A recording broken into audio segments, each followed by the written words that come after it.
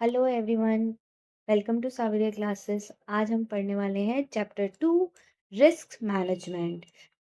ठीक है, so let's start. Identification of type of risk face by an organisation. एक organisation कौन कौन से रिस्क फेस करती है?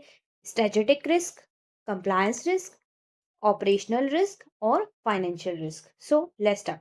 स्ट्रेटेजिक रिस्क क्या होता है? Strategy plan become outdated. हमारी जो स्ट्रेटेजी है वो आउटडेटेड हो गई। For an example, negative examples भी हैं इसके और पॉजिटिव एग्जांपल्स भी हैं। नेगेटिव एग्जांपल्स में कोडक। कोडक क्या है? कैमरा कंपनी थी जो पुराने जमाने के कैमरास बनाती थी। ओके।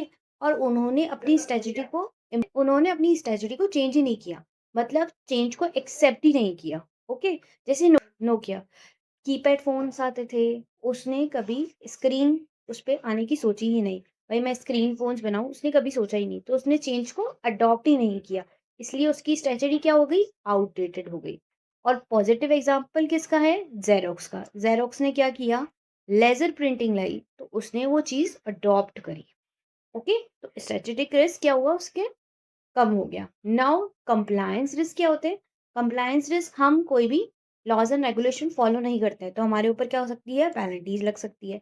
हम इम्प्रिजनमेंट भी जा सकते हैं। अगर कोई कंपनी क्या है जो न्यू लॉज एंड रेगुलेशन आए हैं या न्यू एरिया में किसी न्यू सेक्टर्स में जा रहे हैं, ठीक है, और उसके लॉज एंड लॉज फॉलो नहीं करते हैं, इससे क्या होगा? उनके ऊपर थ्रेट क्रिएट हो रहा है सर्वाइवल का। ठीक है। तो कंप्लायंस रिस्क क्या है? एक ह्यूज रिस्क है जो ऑर्गेनाइजेशन को फेस करना पड़ता है ना। Operational risk. ऑपरेशनल रिस्क में क्या होता है? फॉर एन एग्जांपल, हमारा प्रोसेस के अंदर कोई रिस्क आ गया। ठीक है, हम जो प्रोसेस फॉलो कर रहे हैं बिजनेस में, उसमें कोई रिस्क आ गया, या हमारे एचआर रिलेटेड कोई रिस्क हो गए, तो वो ऑपरेशनल रिस्क में आएंगे। फाइनेंशियल रिस्क किस क्या होते हैं? फाइनेंशियल रिस्क होते हैं unaccepted changes in financial condition. Financial risk के बहुत सारे टाइप दिए हुए हैं नीचे। 5 टाइप्स दिए हुए हैं। Counter party risk, political risk, interest related risk, currency risk और लिक्विडिटी रिस्क। लाओ एक एक करके पढ़ते हैं। ओके। सबसे पहले काउंटर पार्टी रिस्क क्या होता है? फॉर एन एग्जाम्पल, मेरा एक क्रेडिटर है सोहन, मुझे उससे पैसे लेने थे। ठीक है, अब सपोज उसने मुझे पैसे ही नहीं दिए, तो ये क्या हुआ? ये हुआ काउंटर पार्टी रिस्क।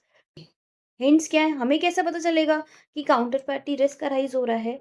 ठीक है, ये एमटीपी में एक बार आ भी चुका है। Failure to obtain necessary resources to complete project transaction. भाई हमारे पास रिसोर्सेज ही नहीं है। भाई हम चाहकर भी वो रिसोर्सेज ऑब्टेन नहीं कर पा रहे। ठीक है, तो ये एक तरीके का हमारी हिंट हो गई कि हम लोग any regulatory restriction from the government, government ने कोई रिस्ट्रिक्शंस लगा दी। ओके। कि भाई फॉर एन एग्जाम, मुझे ऐसे रॉ मटेरियल की ज़रूरत है, फॉर एन एग्जाम्पल मुझे ऐसे रॉ मटेरियल की ज़रूरत है जिस पर गवर्नमेंट ने रोक लगा ली। ठीक है, तो उस केस में क्या होगा? मेरे ऊपर काउंटर पार्टी रिस्क राइज हो जाएगा। ओके। नाउ दूसरी चीज, hostile the action of foreign government. Foreign government ने कोई वो रिस्ट्रिक्शन लगा दी। Let down by the third party. Third party ने लेट डाउन कर दिया कि मैं ये काम नहीं कर सकता या मैं तुम्हें पैसे नहीं दे सकता। तीसरी चीज, हैव बिकम इंसॉल्वेंट, या वो इंसॉल्वेंट हो गया। 5 पॉइंट्स है। सबसे चीज, पहली चीज, हमारे पास रिसोर्सेस, हमको रिसोर्सेस नहीं मिल रहे। बी फर्स्ट थिंग, हमको रिसोर्सेस नहीं मिल रहे, या फिर गवर्नमेंट ने रिस्ट्रिक्शंस लगा दिए, या कोई फॉरेन गवर्नमेंट ने हॉस्टाइल एक्शन ले लिया, कोई ऐसा एक्शन ले लिया जिसकी वजह से हम लोग वो कॉन्ट्रैक्ट कंप्लीट नहीं कर पा रहे हैं। दूसरी चीज, या तो पार्टी ने ही मना कर दिया कि मैं ये नहीं कर सकता, या फिर वो पार्टी इंसॉल्वेंट हो गई। ओके। हम इससे बच कैसे सकते हैं? क्या काउंटर पार्टी से बचने का कोई रास्ता है? बिल्कुल। हमको कोई भी कॉन्ट्रैक्ट में जाने से पहले ड्यू डिलिजेंस करना चाहिए। दूसरी चीज, don't over commit to a single entity, group और कनेक्टेड एंटिटीज। मतलब हमको एक ही पर्सन से कमिटेड नहीं होना चाहिए। मतलब अगर हमको रॉ मटेरियल लेना है तो एक ही इंसान से नहीं लेने चाहिए। ओके, हमारे पास अलग अलग ऑप्शंस अवेलेबल होने चाहिए। एंटिटीज से ले रहे हैं, अगर हम सिंगल एंटिटी से नहीं ले रहे हैं तो हम ग्रुप एंटिटीज से ले रहे हैं, मतलब उसकी सब्सिडरी से ले रहे हैं या उसकी एसोसिएट कंपनी से ले रहे हैं, ऐसा नहीं होना चाहिए। Okay. Now, know your एक्सप्लोजर limit. ठीक है, हमें पता होनी चाहिए कि हमारी लिमिट कितनी है। Review limits and procedure for credit approval regularly. जिन जिन लोगों को हमने क्रेडिट दिया है उनका हमको टाइम टू टाइम बेसिस पे लिमिट्स रिव्यू करनी चाहिए। Rapid action of event of likelihood of default. अगर आपको लगता है कि आपका कोई क्रेडिटर डिफॉल्ट करने वाला है, तो हमको उसके अगेंस्ट में एक्शंस रैपिड एक्शंस लेने चाहिए। Use of performance guarantee if in के और इंश्योरेंस अदर इंस्ट्रूमेंट, या फिर हमने उसके अगेंस्ट में अगर कोई क्रेडिटर्स के अगेंस्ट में परफॉर्मेंस गारंटी ले रखी है, तो हमें उसे यूज़ करना चाहिए। अगर यहाँ हमने कोई इंश्योरेंस ले रखा है, तो उसे यूज़ करना चाहिए। ये सारे तरीके हैं। हुँ, नाउ हम पढ़ने वाले हैं पॉलिटिकल रिस्क। पॉलिटिकल रिस्क क्या होता है? Faced by an overseas investor as an adverse action by the government of host country. पहली चीज़ हम ये समझते हैं कि होस्ट कंट्री क्या होती है, ओके? फॉर एन एग्ज़ाम्पल, मैं इंडिया की रेज़िडेंट हूँ, ठीक है? और मैं इंडिया की रेज़िडेंट हूँ और मैं यूएस में जाकर बिज़नेस कर रही हूँ, ठीक है? मतलब मेरा एक बिज़नेस यूएस में है, ओके? ये यूएस है, ठीक है? मेरा बिज़नेस यूएस में है, ओके? तो इंडिया मेरे लिए हुई होम कंट्री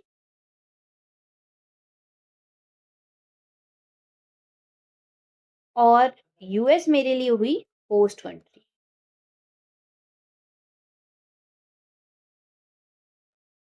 ओके? नाउ अगर होस्ट कंट्री, अगर यूएस, मेरे यूएस में बिज़नेस है और अगर यूएस की गवर्नमेंट कोई ऐसा एडवर्स डिसीज़न लेती है, जो एडवर्स इम जो हुँ। नाउ यूएस की गवर्नमेंट कोई ऐसा एक्शन लेती है जो मेरे बिजनेस को एडवर्स इम्पैक्ट करता है, तो वो मेरे लिए हुआ पॉलिटिकल रिस्क। नाउ कौन कौन से ऐसे फॉर्म्स हैं, मतलब हमें कैसे पता चलेगा कि पॉलिटिकल रिस्क है? Confiscation and destruction of overseas property. Confiscation का मतलब क्या होता है? सीज कर देना, ठीक है? उन्होंने मेरी असेट्स सीज कर दी, या जो मेरी यूएस में असेट्स थी वो सीज कर दी, या फिर उन्होंने मेरी असेट्स को डिस्ट्रक्शन करा दिया, मतलब खत्म करवा दिया, तुड़वा दिया। दूसरी चीज, rationing of remittance to the home country, मुझे मेरा प्रॉफिट होम कंट्री में ले जाने ही नहीं दे रहे। या restriction on conversion of local currency into foreign currency, वही बात आ गई कि भाई फॉरेन करेंसी में कन्वर्ट ही नहीं करने दे रहे हैं, मतलब होस्ट करेंसी को फॉरेन मेरी होम करेंसी में कन्वर्ट ही नहीं करने दे रहे, ओके? दूसरी चीज, रिस्ट्रिक्शन एज टू बोरोइंग, भाई मुझे बाहर से बोरोइंग ही नहीं लेने दे रहे, या मुझे बोल सकते हैं कि इससे ज़्यादा तुम बोरोइंग ही नहीं ले सकते। इनवैलिडेशन ऑफ पेटेंट्स, मेरा पेटेंट इनवैलिड कर दिया उन्होंने। या फिर प्राइस कंट्रोल ऑफ प्रोडक्ट, वो मेरे प्राइस, मतलब मेरे प्रोडक्ट के प्राइस को कंट्रोल कर रहे हैं। दूसरी चीज़, असेस, हम कैसे असेस कर सकते हैं कि हमारे ऊपर पॉलिटिकल रिस्क है? Bye referring political ranking publish by different business magazines में पॉलिटिकल रैंकिंग होती है, वहां से हम पता कर सकते हैं कि किस कंट्री में कितना पॉलिटिकल रिस्क है। दूसरी चीज, by evaluating countries micro economic conditions, ठीक है? हम माइक्रो इकोनॉमिक कंडीशंस देखकर भी पता कर सकते हैं कि किस कंट्री में कितना रिस्क है।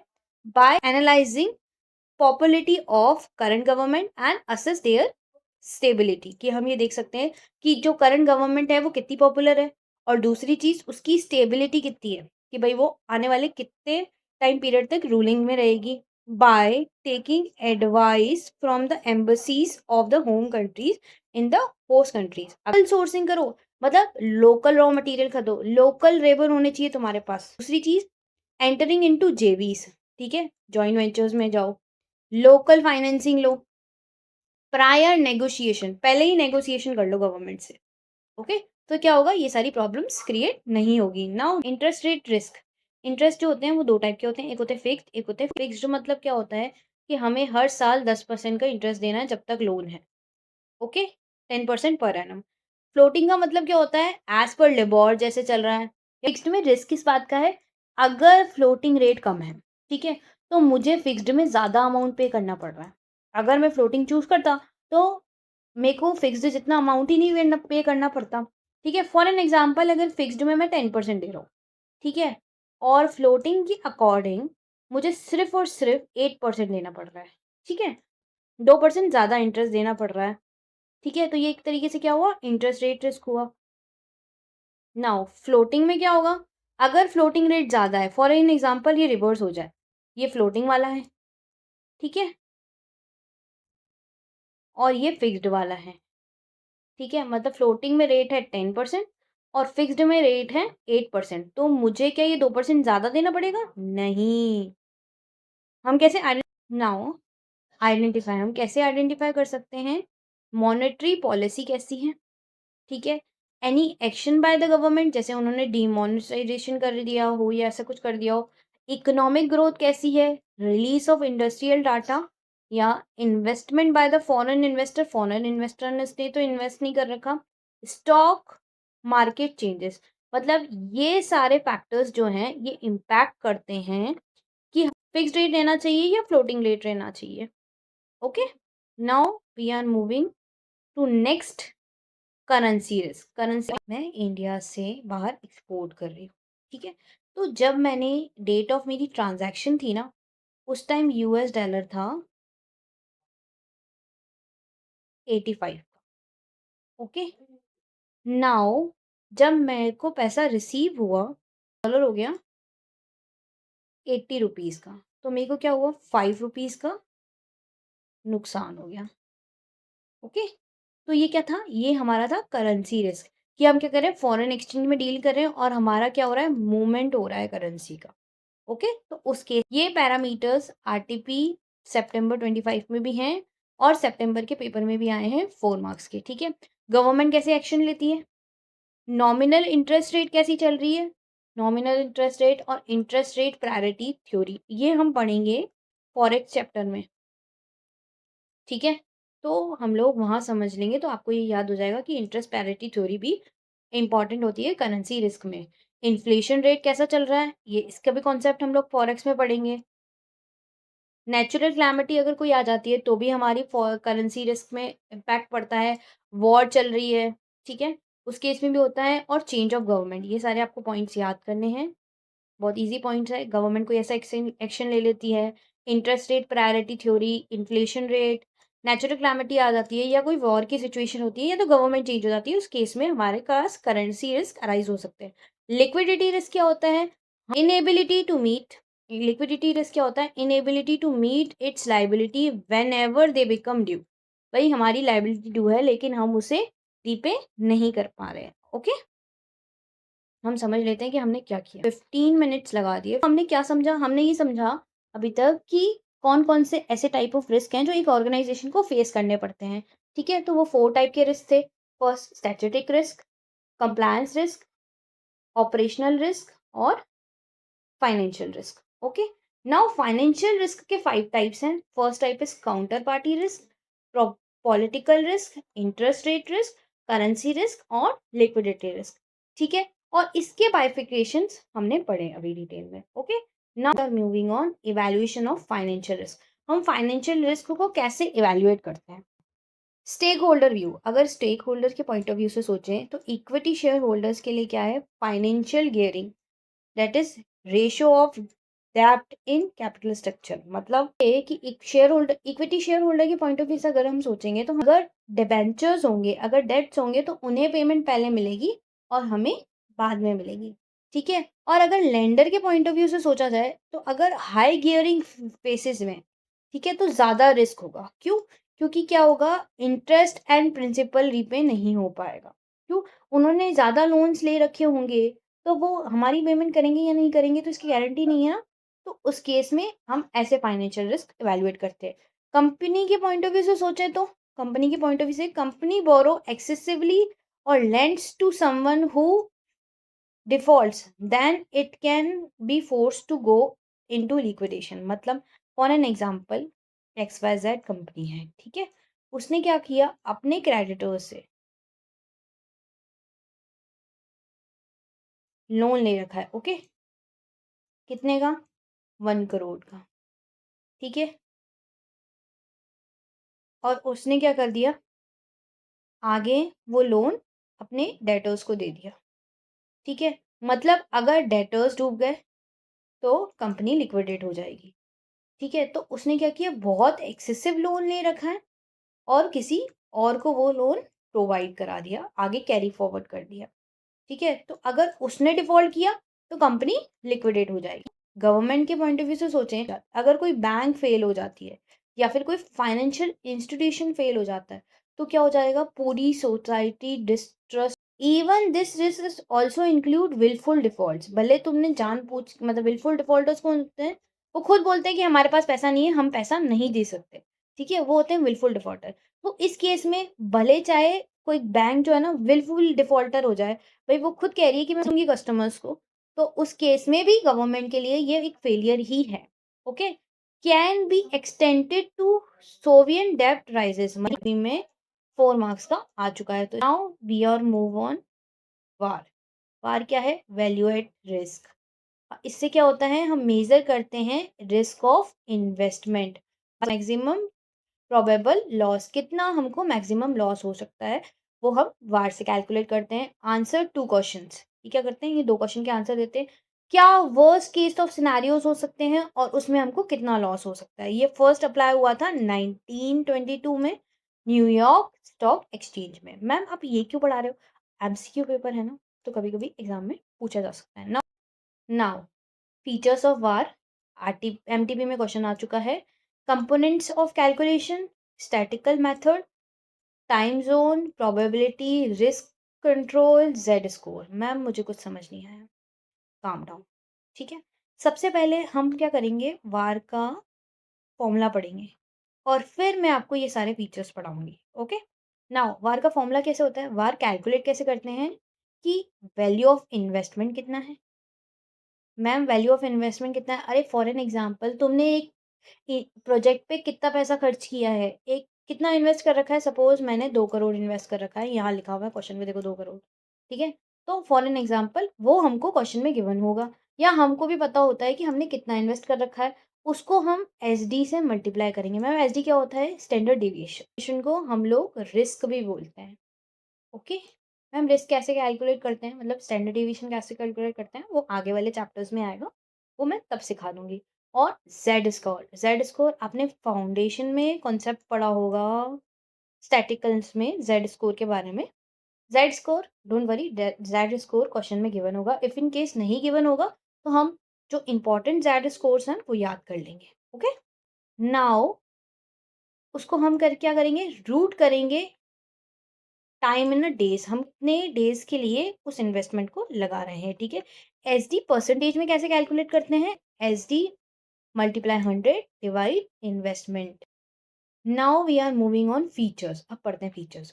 Ma'am components of calculation, time period, ये देखो एन आया, एन एन ही तो टाइम था। इस कॉन्फिडेंस लेवल या तो 95% होता है या तो 99% होता है। ये हमारी हेल्प करता है जेड स्कोर निकालने में। ओके, जैसे 95% होगा तो हमारा जेड स्कोर होगा 1.96। अगर 99% होगा तो हमारा जेड स्कोर होगा 2.33। Okay, loss in percentage, in amount, volatility, daily level of derivation of investment. ये जो हमने एस डी लिखा ना इन परसेंटेज, ये पर डे का है और वही चीज़ यहाँ लिखी है। मैम समझ नहीं आया, फिर से समझाओ। भाई हम कैलकुलेशन कैसे करेंगे? हमको एन चाहिए, जो मैंने यहाँ पे फॉर्मूले में बताया। हमको जेड स्कोर चाहिए, जेड स्कोर के लिए हमको कॉन्फिडेंस लेवल पता होना चाहिए, हमको एसडी पता होना चाहिए। यही तो 4 चीज़ें चाहिए थी। 3 चीज़ें चाहिए थी, चौथी चीज़ तो वैसे भी वैल्यू ऑफ इन्वेस्टमेंट था। ओके? नाउ स्टैटिकल मेथड है बिल्कुल, इसमें एसडी कैलकुलेट करना है, का जेड स्कोर निकालना है, तो ये सारी चीज़ें क्या हैं? स्टैटिकल मेथड है। टाइम ज़ोन है बिल्कुल, हम 1 दिन का भी निकाल सकते हैं, 1 वीक का भी निकाल सकते हैं, 1 ईयर का भी निकाल सकते हैं या ईटीसी कितने भी टाइम पीरियड का निकाल सकते हैं। ओके? नाउ प्रोबेबिलिटी है, रिस्क कंट्रोल, हम क्या कर सकते हैं? रिस्क भी है इसमें और उस रिस्क को कंट्रोल करने के हम एक्शन भी ले सकते हैं। नाउ जेड स्कोर की बात ऊपर भी हुई थी, indicates how many SD is away from mean value of population. ये याद रखने की जरूरत नहीं है, जेड स्कोर की नीड है, ये पता है। तो फीचर्स तो एक तरीके से आप लोग समझ गए होंगे। नाउ जेड स्कोर्स कौन कौन से हमको लर्न करने हैं? 95% जाएँगे तो 1.96, 99% जाएँगे तो 2.33, 99.99 जाएँगे तो 3.49। मैम ये सारे याद रखने हैं, 4 ही हैं, कोशिश कर लो याद हो जाए। और मेन जो है ना ये 2 हैं, तो आपको ये 2 याद होने चाहिए, 95% वाला और 99% वाला, ठीक है? सो ईज़ी पड़ेगा। मैम वार यूज़ कहाँ करते हैं? वार यूज़ करते हैं सबसे पहले तो मैक्सिमम पॉसिबल लॉस निकालने के लिए, किसी भी पोर्टफोलियो का या किसी भी ट्रेडिंग पोजीशन का। दूसरी चीज़, हम लोग इसे बेंचमार्क फॉर परफॉर्मेंस के लिए भी यूज़ करते हैं, ठीक है? ऑपरेशनल लेवल में कि भई हमारे जो बेंचमार्क्स हैं, उसे डिसाइड करने में यूज़ करते हैं। तीसरी चीज़, हम लिमिट फिक्स करने में भी इसे यूज़ करते हैं। इंडिविजुअल जो डील करते हैं ट्रेज़री डिपार्टमेंट में, उनके लिए भी यूज़ करते हैं। To enable management to decide trading strategies में भी यूज़ करते हैं, या फिर एज़ अ टूल भी यूज़ करते हैं एसेट एंड लायबिलिटी मैनेजमेंट के लिए, ठीक है? बैंक्स में। मतलब कि पोर्टफोलियो का मैक्सिमम लॉस कितना होगा, ट्रेडिंग के बेंचमार्क्स बनाने में यूज़ करते हैं, लिमिट्स सेट करने में यूज़ करते हैं ट्रेज़री डिपार्टमेंट की, डिसाइड करने में यूज़ करते हैं ट्रेडिंग स्ट्रेटजीज में, और साथ-साथ एसेट एंड लायबिलिटी मैनेजमेंट में यूज़ करते हैं स्पेसिफिकली बैंक में, ओके? ना मैम, आपने हमें वार का फॉर्मूला तो बता दिया, अब वार कैलकुलेट कैसे करते हैं वो भी बता दो। हाँ, 2 इंपॉर्टेंट क्वेश्चंस है, वो हम करते हैं और फिर हमारा ये chapter finish. So let's start. Now suppose you hold worth rupees 2 crore shares of X Limited whose market price standard deviation is 2% per day, assuming 252 trading days in a year. Determine maximum possible loss level over the period of 1 trading day and 10 trading days with a 95% confidence level. Ma'am, हमें तो समझ में ही नहीं आया इसमें क्या निकालना है। इन्होंने बोला ना maximum possible loss of level क्या होता है, वार होता है, वैल्यू एट रिस्क। ओके, यही तो बताया था ऊपर कि VaR is equals to maximum possible probable loss. Okay, so इसका फॉर्मूला क्या होता है, वार का फॉर्मूला होता है value of investment multiply S D percentage multiply Z score N. पहले हमने क्या किया, वार का फॉर्मूला लिखा, कॉन्फिडेंस लेवल था 99%, ठीक है? उसके अकॉर्डिंग जेड स्कोर बना 2.33, देखो यहाँ पे भी यही लिखा है 2.33। ओके, नाउ एन कितना है, पहले बोला कि एन 1 मान के करना है, दूसरी बार एन 10 अकाउंटिंग करना है। 2 करोड़ मल्टीप्लाई 2% मल्टीप्लाई 2.33% और √1, तो हमारा आंसर आ जाएगा लैक्स। ये करोड़ में है और ये फिगर लैक्स में आया है। सो रिमेंबर, ये नहीं कह सकते कि ये कम है और ये ज़्यादा है, ऐसा नहीं हो सकता, ठीक है? जितना पोर्टफोलियो होगा उससे ज़्यादा लॉस तो आ नहीं सकता ना, इसलिए। अगर एन 10 हुआ तो वार जो है वो 2 करोड़, 2% 2.33 मल्टीप्लाई और मल्टीप्लाई √10। ओके, मुझे पता है आप लोगों को मल्टीप्लाई करने आता है, ठीक है? तो मैं ये आपको नहीं सिखा रही हूँ कि ये कैसे आया, पर रिमेंबर सबसे पहले रूट वाला सॉल्व कर लेना और बाकी चीज़ें उसमें मल्टीप्लाई कर देना तो आपका आंसर ईज़िली आ जाएगा। और रिमेंबर, ये करोड़्स में है और ये लैक्स में है, तो उसके अकॉर्डिंग क्वेश्चन सॉल्व करना। मल्टीप्लाई 100 भी कर देना, तो आपके पास एग्ज़ैक्ट यही आंसर आ जाएगा। Okay, now we are moving now we are moving on. Next question, considering a portfolio consisting of 2 crore investment in XYZ and 2 crore investment in ABC. The daily standard deviation of both share is 1% and the coefficient of correlation is 0.3. You are to determine the day 10-day 99% value at risk for portfolio. Ma'am, कुछ समझ नहीं आया। सबसे पहली चीज़, हमको ये तो समझ आया ना कि हमको वार निकालना है, तो सबसे पहले वार का फॉर्मूला लिखना, value of investment, SD percentage, Z score और √n। मैम, मुझे पोर्टफोलियो का वैल्यू ऑफ इन्वेस्टमेंट पता है 4 करोड़। मैम 4 करोड़, 2 करोड़ ही तो लिखा है। 2 करोड़ XYZ का, 2 करोड़ ABC का, ठीक है? SD percentage, ma'am SD percentage लिख दूँ 1%? नहीं, वो अलग-अलग शेयर्स का दे रखा है, मतलब XYZ का 1% और ABC का 1%, तो हम वो नहीं लिख सकते, ठीक है? जेड स्कोर पता होगा 99% के अकॉर्डिंग 2.33 और एन हमको पता है √10। ओके मैम, एसडी कैसे निकालेंगे, समझो। एसडी निकालने का फॉर्मूला होता है जो हम चैप्टर 6 में सीखेंगे पोर्टफोलियो मैनेजमेंट में। फिर भी थोड़ा ओवरव्यू दे देती हूँ। अपन ने फॉर्मूला पढ़ा था A + B का होल स्क्वायर, ठीक है? पहले मैथ्स में पढ़ते थे, तो हम पढ़ते थे A square plus B square plus 2ab।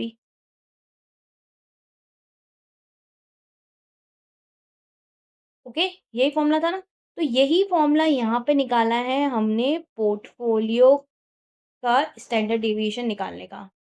Standard deviation का अगर मैं स्क्वायर कर देती हूँ तो वो वेरिएंस बन जाता है, ये सबको पता होगा। इन केस नहीं पता है तो मैं बता रही हूँ कि स्टैंडर्ड डेविएशन का अगर अपन स्क्वायर करते हैं तो वो वेरिएंस बन जाता है, ठीक है? तो मैं इक्वल्स टू कर रही हूँ।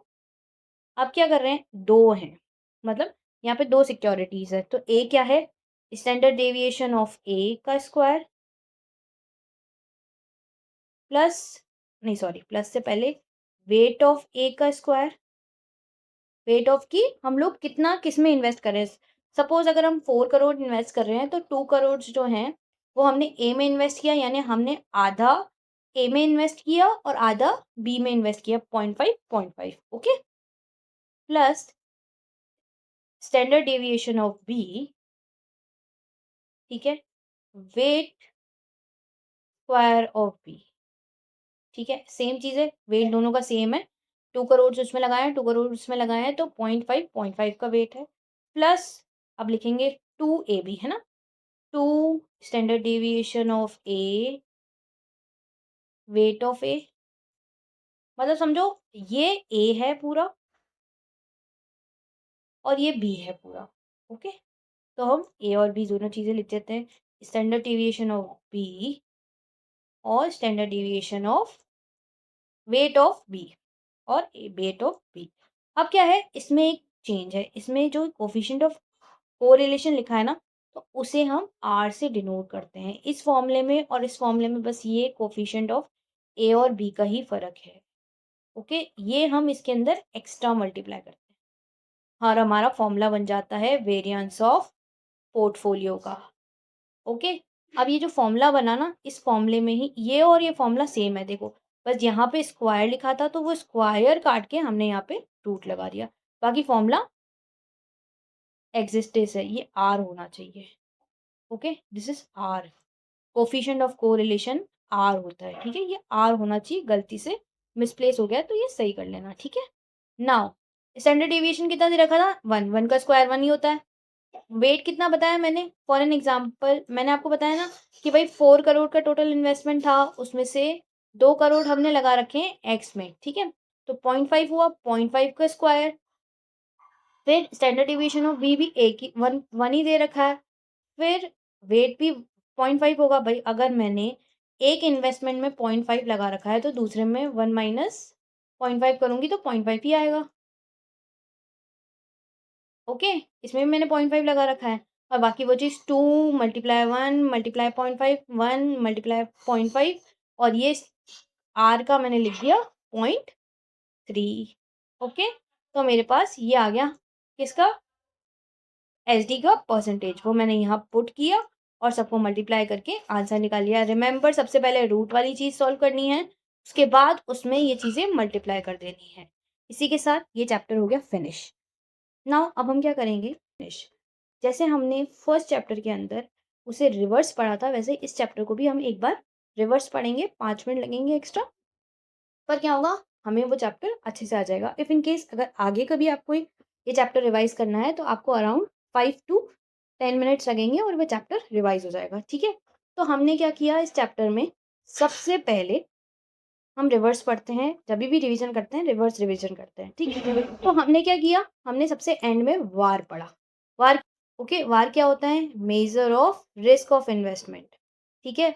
हम क्या इसमें मेजर करते हैं, सबसे मैक्सिमम रिस्क हमको कितना होगा वो मेजर करते हैं कि दो क्वेश्चन के आंसर देता है, वर्स्ट केस ऑफ सिनेरियो और हमको मैक्सिमम कितना लॉस होगा। ये पहले सबसे पहले कहाँ अप्लाई हुआ? 1992 में न्यूयॉर्क स्टॉक एक्सचेंज में हुआ। आपको जभी भी वार के फीचर्स आए, आपको सबसे पहले रिमाइंड क्या रखना है?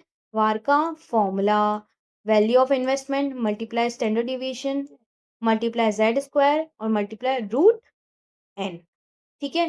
तो रूट एन क्या डिनोट करता है? Time period. कॉन्फिडेंशियल लेवल से क्या होगा? जेड स्क्वायर निकलेगा, ठीक है? और लॉस किसे रिप्रेजेंट करता है? एसडी परसेंटेज को। नाउ स्टैटिकल मेथड है, टाइम ज़ोन है, टाइम ज़ोन वही कि हम कितने भी टाइम पीरियड का निकाल सकते हैं, 1 दिन का निकाल सकते हैं, 1 वीक का निकाल सकते हैं, 1 ईयर का निकाल सकते हैं, 20 दिनों का निकाल सकते हैं, कितने भी टाइम पीरियड का निकाल सकते हैं। प्रोबेबिलिटी यूज़ होती है इसके अंदर, रिस्क रिस्क कंट्रोल कर सकते हैं हम इससे, और ज़ेड स्कोर होता है इसके अंदर, ठीक है? हमको ये लर्न करने हैं तो प्लीज़ अच्छे से लर्न कर लेना। 95 पे 1.96 का होता है, 99 पे 2.3 का होता है, 99.93 पे 3.49 का होता है। एप्लीकेशन ऑफ वार कहाँ-कहाँ यूज़ होता है वार? वार जो होता है मैक्सिमम पॉसिबल लॉस कैलकुलेट करने में यूज़ होता है किसी भी पोर्टफोलियो का या ट्रेडिंग पोज़ीशन का। बेंचमार्क यूज़ करने में मदद करता है ट्रेडिंग में, और फिक्स्ड लिमिट लगाने में यूज़ करता है ट्रेज़री डिपार्टमेंट में। मैनेज करने में हेल्प करता है। एज़ अ टूल हम यूज़ करते हैं asset and liability management in banks, ठीक है? वार का फॉर्मूला क्या होता है? VaR is equals to value of investment multiply SD percentage multiply Z square multiply root N. Standard deviation का परसेंटेज कैसे निकालते हैं?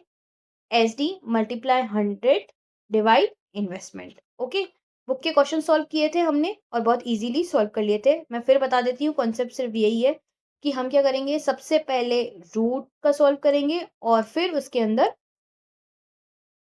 बाकी चीज़ें मल्टीप्लाई कर देंगे। सबसे पहले रूट सॉल्व करेंगे और बाकी चीज़ों को बाद में मल्टीप्लाई करेंगे। ओके? नाउ हमने इसके अंदर एक फ़ॉर्मूला एक्स्ट्रा सीखा। आई नो ये फ़ॉर्मूला थोड़ा हेक्टिक होगा। जब हम पोर्टफोलियो मैनेजमेंट का चैप्टर पढ़ेंगे ना, तब उसके अंदर डिटेलली पढ़ लेंगे। बस हमको ये याद रखना है कि ये जो फ़ॉर्मूला हमने बचपन में पढ़ा है, उसी फ़ॉर्मूले के बेसिस पे वेरिएंस ऑफ पोर्टफोलियो निकलता है। Okay? Now moving to next concept, हमने इवैल्यूएशन ऑफ फाइनेंशियल रिस्क पढ़ा था, जिसके अंदर स्टेक होल्डर कैसे इवैल्यूएट करते हैं। भाई इक्विटी शेयर होल्डर के लिए क्या रिस्क है कि अगर डेब्ट ज़्यादा होगा तो मुझे पैसा बाद में मिलेगा। ओके? दूसरी चीज़, लेंडर के लिए क्या डिफ़िकल्टी है, अगर जितने ज़्यादा लेंडर्स होंगे, मतलब जितने ज़्यादा लोन माँगने वाले होंगे, तो उनका पेमेंट उतना डिले होगा, ओके? मतलब उनका पेमेंट ना होने की पॉसिबिलिटी उतनी ज़्यादा होगी।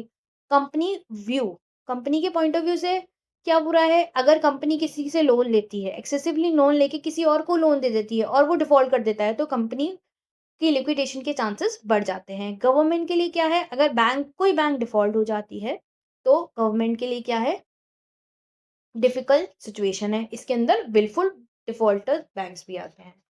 Okay, now we are moving on risk part. जो हमने रिस्क पढ़े हैं, अब हम वापस आ गए रिस्क के पॉइंट ऑफ व्यू पे। रिस्क जो होते हैं, 4 टाइप के रिस्क होते हैं ऑर्गेनाइजेशन के लिए: strategic risk, compliance risk, operational risk और फाइनेंशियल रिस्क। फाइनेंशियल रिस्क के 5 पार्ट्स हैं। काउंटर पार्टी रिस्क, अगर सामने वाले ने पैसा देने के लिए मना कर दिया। पॉलिटिकल रिस्क, जैसे होस्ट कंट्री ने हमको मना कर दिया कि हम लोग पैसे हमारी होम कंट्री में नहीं लेके जा सकते, हाँ, तुम लोग इससे ज़्यादा बोरोइंग नहीं कर सकते फॉरेन, या फिर तुम रॉ मटेरियल बाहर से नहीं मंगा सकते, या फिर तुम लोग पैसा रेमिट नहीं कर सकते, तो ये सारे पॉलिटिकल रिस्क होते हैं। इंटरेस्ट रेट रिस्क में क्या होता है कि अगर हमने फिक्स्ड रेट चूज कर रखी है और फ्लोटिंग रेट कम है, तो हमारी लाइबिलिटी ज़्यादा होगी। अगर हमने फ्लोटिंग रेट चूज़ कर रखी है और फ्लोटिंग रेट ज़्यादा है और फिक्स्ड रेट कम है, तो इस केस में हमारे लिए फिक्स्ड रेट वाला बेनिफिट होगा। फिक्स्ड रेट में हमको रिमेन सेम चीज़ पे अमाउंट पे करना पड़ता है, लेकिन अभी हमको ज़्यादा पे करना पड़ रहा है, तो दोनों केस में इंटरेस्ट रेट रिस्क है।